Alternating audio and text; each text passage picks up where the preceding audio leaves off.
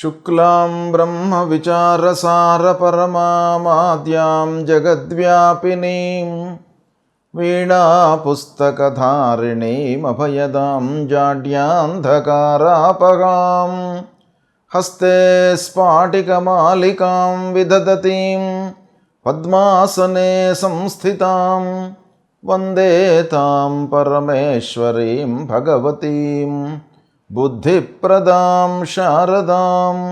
శ్రీ మహాగణాధిపతయే నమః. శ్రీ మహాసరస్వత్యై నమః. శ్రీ గురుభ్యో నమః. ఆంగ్ల నూతన సంవత్సరం 2025వ సంవత్సరానికి స్వాగతం. ఈ 2025వ సంవత్సరంలో మీరందరూ కూడాను సుఖ సంతోషాలతో ఉండాలని ఆ భగవంతుణ్ణి ప్రార్థిస్తున్నాను. అన్ని విధాలుగా శుభం జరగాలి అని చెప్పేసి మీ అందరినీ కూడాను ఆశీర్వదిస్తున్నాను. 2025వ సంవత్సరంలో ద్వాదశ రాసుల వారికి గోచార ఫలితాలు ఎలా ఉంటాయి అనేవి తెలుసుకునే ముందుగా నెలవారీ ఫలితాలలో భాగంగా 2025వ సంవత్సరం జనవరి మాసంలో ధనుసు రాశిలో జన్మించినటువంటి వారికి గోచార ఫలితాలు ఎలా ఉన్నాయో తెలుసుకుందాం. ముందుగా ఈ జనవరి మాసంలో ధనుసు రాశి వారికి సూర్యుడు 1, 2 స్థానాలలో ప్రతికూలంగా సంచరిస్తున్నాడు. కుజుడు 8, 7 అష్టమ సప్తమ స్థానాలలో ప్రతికూలంగా సంచరిస్తున్నాడు. బుధుడు ద్వాదశ జన్మ ద్వితీయ స్థానాలలో అనుకూలంగా ఉన్నాడు. గురువు 6వ స్థానం షష్ఠమ స్థానంలో ప్రతికూలంగా ఉన్నాడు. ఇక శుక్రుడు 2, 3 స్థానాలలో అనుకూలంగా ఉన్నాడు. శనీశ్వరుడు తృతీయ స్థానంలో అనుకూలంగా ఉన్నాడు. రాహువు అర్ధాష్టమ స్థానంలో, కేతువు దశమ స్థానంలో ప్రతికూలంగా ఉన్నారు. ఈ విధంగా గ్రహస్థితి ఉంది. ధనుస్సు రాశి వారికి ముఖ్యంగా బుధుడు శని యొక్క అనుగ్రహం ఉంది. శుక్రుడు కూడాను బాగా ఉన్నాడు, బుధుడు బాగా ఉన్నాడు. కాబట్టి మాసవారి ఫలితాలపై కొంత ప్రభావాన్ని చూపించేటువంటి గ్రహాలు బాగానే ఉన్నాయి. అయితే మెజారిటీ ప్లానెట్స్ మట్టుకు ప్రతికూలంగా ఉన్నాయి కనుక మిశ్రమ ఫలితాలే ఓవరాల్గా గోచరిస్తున్నాయి. కనుక 1, 2 వారాలు కొంత అనుకూలంగా ఉంటాయి. ఇక 3, 4 వారాలలో ప్రతికూలత కనబడుతుంది. ఏదేమైనప్పటికీ 1, 2 వారాలలో కొన్ని విషయాలలో ప్రతికూలత, కొన్ని విషయాలలో అనుకూలత. 3, 4 వారాలలో కూడాను కొన్ని విషయాలలో అనుకూలత, కొన్ని విషయాలలో ప్రతికూలత, ఇలా మిశ్రమ ఫలితాలు ఉండే అవకాశాలు ఉన్నాయి. చేసేటువంటి పనుల లోపల శ్రమ పెరుగుతుంది. అంటే మీరు ఊహించిన దానికంటే కూడాను వర్క్ లోడ్ బాగా పెరుగుతుంది. ఫలితం అనుకున్న దానికి భిన్నంగా ఉంటుంది.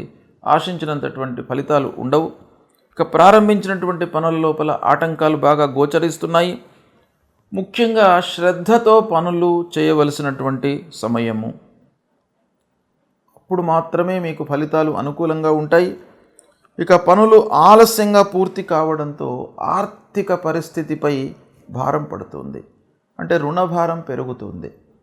మీరు అప్పు తీసుకొని ఏదైనా కార్యక్రమం ప్రారంభించినట్టయితే ఆ పని అనుకున్న సమయంలో పూర్తి కాకపోవడం మూలకంగా మీకు రుణభారం పెరిగేటువంటి అవకాశాలు చాలా ఎక్కువగా కనబడుతున్నాయి ఈ మాసంలో. కనుక కొంతగా రుణం తీసుకొని పనులు చేసేటువంటి వాళ్ళు చాలా జాగ్రత్తగా ఉండాలి ఈ మాసం లోపల. ఇకపోతే రాజకీయ నాయకులకు, కార్యకర్తలతో, అధినాయకులతో కొంత మనస్పర్ధలు వచ్చే అవకాశాలు ఉన్నాయి. కనుక కొంత జాగ్రత్తగా ఉండడం మంచిది. వ్యాపారస్తులకు వ్యాపారం సుగమంగా కొనసాగుతుంది. చేతిలో ఉన్నటువంటి వ్యాపారానికి ఇబ్బంది లేదు, లాభదాయకంగా ముందుకు వెళతారు. కోర్టు వ్యవహారాలు అనుకూలిస్తాయి. ఎన్నో రోజుల నుంచి పెండింగ్లో ఉన్నటువంటి కేసులు పరిష్కరింపబడి అనుకూలమైనటువంటి తీర్పులను ఈ నెలలో మీరు పొందేటువంటి అవకాశాలు బాగా ఉన్నాయి. ఇంటి వాతావరణం మీకు అనుకూలిస్తుంది. భార్య పిల్లలతో సఖ్యతతో ఉంటారు. అనుకున్నవి అనుకున్నట్టుగా ఇంటిలో మీరు చెప్పడం మూలకంగా వాళ్లకు తోచిన విధంగా మీకు సహాయ సహకారాలు, సలహాలు ఇవ్వడంతో మీరు సంతృప్తిగా పనులు చేసేటువంటి అవకాశాలు బాగా ఉన్నాయి. ఇక కష్టానికి తగిన ప్రతిఫలము ఉంటుంది. ఆర్థిక పరిస్థితి మట్టుకు బాగానే ఉంటుంది. రావాల్సినటువంటి డబ్బు వస్తుంది. అయినప్పటికీ మీరు పనుల విషయంలో కొంత ఇబ్బందులు ఉంటాయి కాబట్టి డబ్బు విషయంలో జాగ్రత్త అవసరము. చేతిలో డబ్బు మట్టుకు ఉంటుంది. ఈ మాసం లోపల ఆదాయం స్థిరంగానే ఉంటుంది. ఇకపోతే ముఖ్యంగా దగ్గరి వారితో కొన్ని ఇబ్బందులు కనబడుతున్నాయి. అంటే స్నేహితులతో, బంధువులతో, ఆత్మీయులతో, చిన్ననాటి మిత్రులతో, మీకు ఎవరైతే క్లోజ్గా మూవ్ అవుతుంటారో వాళ్ళందరితోనూ కొన్ని ఇబ్బందులు కనబడుతున్నాయి. ఆకస్మికమైనటువంటి ఖర్చులు ఏదో రకంగా మిషనరీ మూలకంగా, ఇంటి మరమ్మతుల మూలకంగా అనుకోని ఖర్చులు ముందుకు రావడంతో కొన్ని పనుల లోపల ఇబ్బందులను ఎదుర్కొనేటువంటి అవకాశాలు ఉన్నాయి. ముఖ్యమైనటువంటి పనులు వాయిదా పడతాయి. ఇక ఉద్యోగస్తులకు తోటివారితో పర్వాలేదు, బాగానే ఉంటారు. హైఅప్స్తో మీరు సఖ్యత, స్నేహము మెయింటైన్ చేయాలి. అది చాలా అత్యవసరమైనటువంటి విషయం. ఇంటి లోపల ప్రశాంతత కొరకై మీరు ఇంకా ఎఫర్ట్స్ పెట్టాలి. శుక్రుడు బాగానే ఉన్నాడు. అయినప్పటికీ మీ వైపు నుండి మీరు ప్రశాంతత కొరకై చాలా ఎఫర్ట్స్ పెట్టాలి. ఇక మానసికంగా కొన్ని ఇబ్బందులు కనబడుతున్నాయి. అంటే అనవసరమైనటువంటి విషయాలలో ఆలోచించడం మూలకంగా, లేదా శత్రుత్వం పెరగడం మూలకంగా సమాజంలో మీకు కొన్ని రోజుల నుండి స్నేహంగా తిరుగుతున్నటువంటి వాళ్ళు ఒకే క్షణం లోపల మారిపోయి శత్రువులుగా మారడం మూలకంగా మీరు మానసికంగా ఇబ్బందులు, శారీరక ఇబ్బందులకు గురయ్యేటువంటి అవకాశాలు ఉన్నాయి. కాబట్టి ఈ విధంగా ఫలితాలు ఉన్నాయి. కొంత జాగ్రత్తగా మీరు నిర్ణయాలు తీసుకున్నట్టయితే ఈ ఫలితాలను మీరు మీ ఎఫర్ట్స్తో రెక్టిఫై చేసుకునేటువంటి అవకాశాలు ఉంటాయి. ఇకపోతే ఈ జనవరి మాసంలో ధనుస్సు రాశిలో జన్మించినటువంటి వారికి ఏ గ్రహాలు ప్రతికూలంగా ఉన్నాయి అనేటువంటి విషయాన్ని మనం చూసినట్టయితే, ప్రథమంగా అష్టమ స్థానంలో మీకు అంగారకుడు సంచరిస్తున్నాడు. కుజాష్టమం, కుజుడు అష్టమ స్థానంలో సంచరించడము ప్రబల ప్రతికూలమైనటువంటి సంచారం కాబట్టి ఆ కుజ భగవానుడికి పరిహారం తప్పకుండా ఈ మాసంలో మీరు చేసుకోవాలి. ఏం చేయాలి? సుబ్రహ్మణ్య స్వామిని కొలవండి. సుబ్రహ్మణ్య స్వామి దేవాలయానికి వెళ్ళండి. ధరణీ గర్భ సంభూతం విద్యుత్ కాంచన సన్నిభం కుమారం శక్తిహస్తంచ మంగళం ప్రణమామ్యహం అనేటువంటి మూలమంత్రాన్ని ప్రతినిత్యం చదువుకోండి. తర్వాత లక్ష్మీ నరసింహస్వామిని కొలవండి. లక్ష్మీ నరసింహస్వామిని కొలవడం మూలకంగా మీకు ఒక చేయూత లభిస్తుంది. ఆ భగవంతుడు మీకు ఒక ఆపత్తులో ఉన్నటువంటి వాడికి ఒక హస్తాన్ని అందిస్తాడు. కాబట్టి లక్ష్మీ నరసింహస్వామిని కొలవడం మూలకంగా మీరు ఆపదల నుండి విముక్తులయ్యేటువంటి అవకాశాలు ఉంటాయి. కాబట్టి నరసింహస్వామిని కొలవండి. తర్వాత భగవంతుడు ఆ గురువు రూపం లోపల ఉంటాడు. సద్గురువులను సందర్శించుకోండి. మాతాపితృలను సేవించండి. అమ్మవారి దేవాలయానికి వెళ్ళండి. విఘ్నేశ్వరుణ్ణి పూజించండి. శంకరుణ్ణి పూజించడం మూలకంగా మీకు చాలా విషయాలలో సత్ఫలితాలు కలిగేటువంటి అవకాశాలు ఉంటాయి. అయితే ఓవరాల్గా మీకు గ్రహస్థితి కొంత ప్రతికూలంగానే ఉంది. కొన్ని విషయాల్లో మిశ్రమ ఫలితాలు ఉన్నప్పటికీ గురు, రాహు, కేతువు, కుజుడు ఇలాంటి గ్రహాలు ప్రతికూలంగా ఉన్నాయి. కాబట్టి మీ వైపు నుంచి ఎఫర్ట్స్ ఈ మాసంలో చాలా అవసరము. అవి అధిగమించడానికి, దుష్ప్రభావము లేకుండా ఉండడానికి, ఆ గ్రహాల మూలకంగా ఉద్భవించేటువంటి దుష్ప్రభావాలు నల్లిఫై కావడానికి మీరు భగవత్ ఆరాధన చేయడము, భగవంతుణ్ణి సందర్శించుకోవడము, దేవాలయాలకు వెళ్ళడము, ఇవి చేసినట్టయితే మీకు తప్పకుండా శుభ ఫలితాలు కలుగుతాయి. ఈ జనవరి మాసంలో మకర సంక్రాంతి ప్రవేశమవుతుంది. ఇది పెద్ద పర్వకాలం. సంక్రాంతి మేష సంక్రమణ మొదలుకొని మీన సంక్రమణ వరకు, అంటే ప్రతి నెలకు సూర్యభగవానుడు ఒక రాశి నుంచి ఇంకో రాశికి ప్రవేశిస్తాడు. అందులో మకర రాశిలోకి ప్రవేశించడము అనేటువంటిది చాలా గొప్ప సంక్రాంతి. కాబట్టి ఈ సంక్రాంతి పండుగ 14వ తారీఖున 14 జనవరి 2025 రోజున ఉదయం సూర్యభగవానుడు 8:54 మకర రాశిలోకి ప్రవేశిస్తున్నాడు. కనుక ఈ మకర రాశి ప్రవేశించినది మొదలుకొని 6 మాసాల వరకు ఉత్తరాయణంగా మనం పరిగణిస్తాం.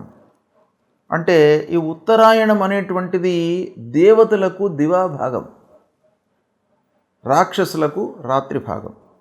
కనుక ఈ ఉత్తరాయణం ప్రారంభమైన తర్వాత మంచి పనులు చేసుకోవడానికి, శుభకార్యాలు చేసుకోవడానికి అత్యుత్తమమైనటువంటి పర్వకాలంగా మనకు శాస్త్రాలు చెప్తున్నాయి. గనక ఈ మకర సంక్రాంతి రోజున మనము ఏం చేయాలి అనేటువంటి విషయాన్ని మనం చూసినట్టయితే, ఈ సమయం లోపల ఏ సమయము ప్రవేశమైనది మొదలుకొని, అంటే ఉదయం 14వ తారీఖు నాడు 8:54 మకరానికి సూర్యభగవానుడు ప్రవేశిస్తున్నాడు. అది మొదలుకొని సాయంత్రం 4:54 వరకు సంక్రాంతి పుణ్యకాలం అనేటువంటిది ఉంటుంది. ఈ పుణ్యకాలం లోపల మనం ఏం చేయాలి అనంటే, స్నానదాన జప పితృదేవతలకు తర్పణాలు చేసుకోవాలి. అంటే స్నానం, నదీ స్నానం చేయడము, లేదా తీర్థ స్నానం చేయడము, సముద్ర స్నానం చేయడము, లేదా మనకు మహానదులకు వెళ్ళి స్నానం చేయడం అనేటువంటిది ఈ మకర సంక్రాంతి రోజున చాలా ఉత్తమమైనటువంటిది. తర్వాత మనకు తోచిన రీతిగా దానం చేసుకోవాలి. అంటే ఈ పర్వకాల సమయం లోపల మనం ఏదైతే దానం చేస్తామో అది అక్షయ్యమైనటువంటి పుణ్యఫలాన్ని ఇస్తుంది. అంటే మామూలు రోజులలో దానం చేయడం వేరు, పర్వకాలంలో దానం చేయడం వేరు. పర్వకాలంలో దానం చేసినట్టయితే, మీరు ₹1 దానం చేసినట్టయితే 1000 రూపాయలు దానం చేస్తే ఎంతనైతే ఫలితం వస్తుందో అంత మీకు ఈ పర్వకాలంలో దానం చేయడం మూలకంగా లభిస్తుంది. కాబట్టి ఈ పర్వకాలం లోపల, సంక్రాంతి పర్వకాలం లోపల దానానికి అత్యంతమైనటువంటి ప్రాధాన్యత ఉంది. తద్వారా అక్షయమైనటువంటి ఫలాన్ని పొందుతారు.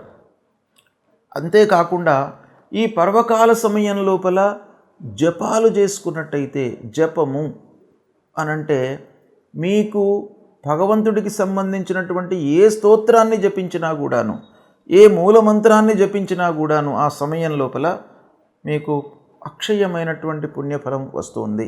అన్ని దోషాలు కూడాను పరిహారం అవుతాయి.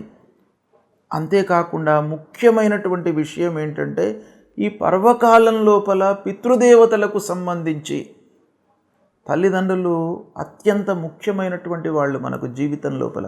వాళ్ళ మూలకంగానే మనం ఈ భూమి మీదికి వచ్చాము, జీవనాన్ని కొనసాగిస్తున్నాం. కాబట్టి వాళ్ళ విషయమై, పితృదేవతల విషయమై ఈ పర్వకాలంలో ఎవరైతే శ్రాద్ధాదులు, వాళ్ళ విషయం లోపల మనకు దానాదులు కానీ ఇవన్నీ చేస్తారో అప్పుడు ఆ పితృదేవతలు అనుగ్రహిస్తారు. కనుక ఈ పర్వకాలంలో ఇవన్నీ కూడాను చేసుకోవాలి. అంతేకాకుండా ముత్తైదువలు, సువాసినులు ముఖ్యంగా ఈ పర్వకాలం లోపల గౌరీదేవికి పూజ చేసుకున్న తర్వాత వాళ్లకు తోచినటువంటి నోములు ఇవ్వడం అనేటువంటిది కూడా ప్రధానంగా మనకు శాస్త్రంలో చెప్పబడి ఉంది. కాబట్టి ఇవి ఆచరించినట్టయితే మనకు మకర సంక్రాంతి పుణ్యకాలం లోపల చేసినటువంటి ఫలితము అక్షయ పుణ్యఫలాన్ని ఇస్తుంది అని శాస్త్రం చెప్తుంది. కనుక ఇది ఆచరించండి, శుభ ఫలితాలను పొందండి. శుభం.